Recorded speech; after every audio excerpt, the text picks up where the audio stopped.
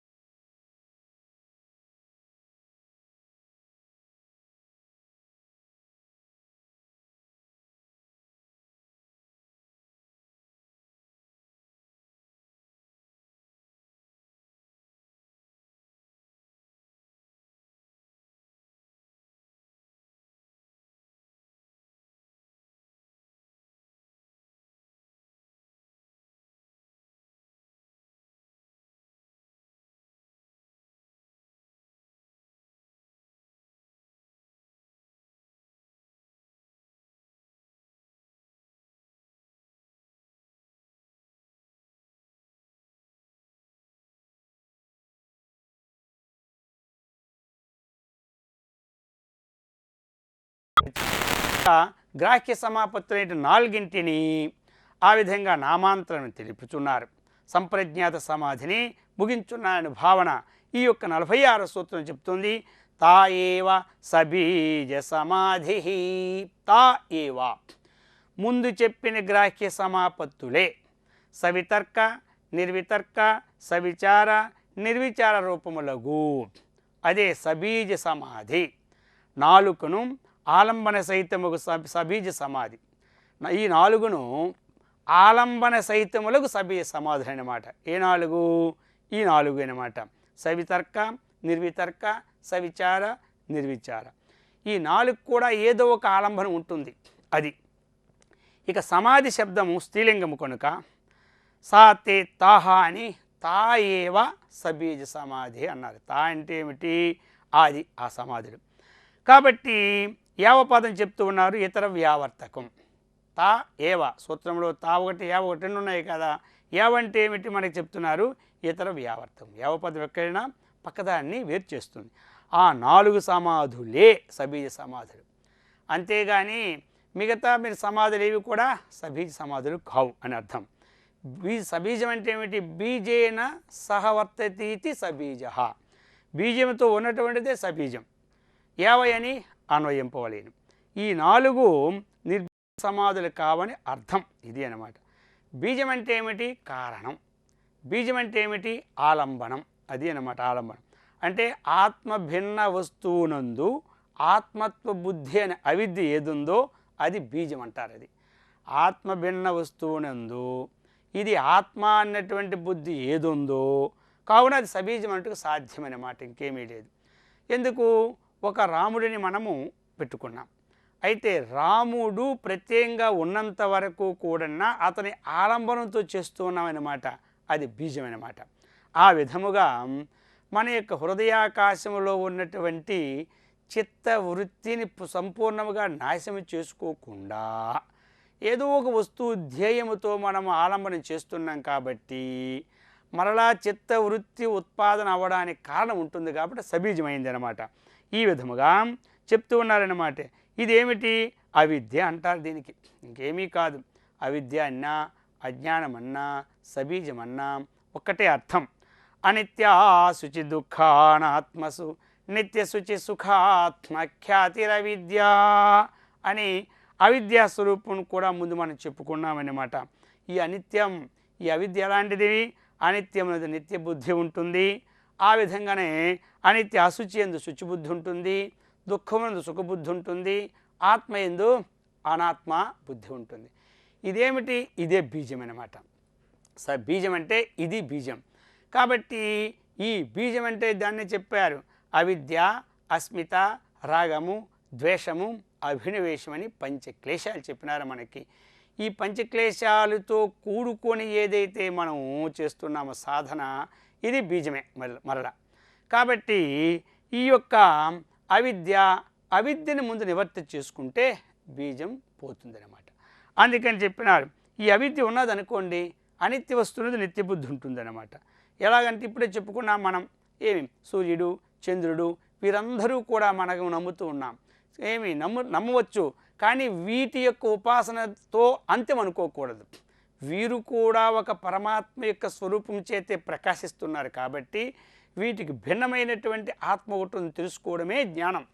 వీరు అనుకోవడం అజ్ఞానం. అది అన్నమాట. ఈ విధముగా అశుచి వస్తువైన ఈ శరీరమునందు శుచిగా భావించడం కూడా అవిద్య అన్నమాట.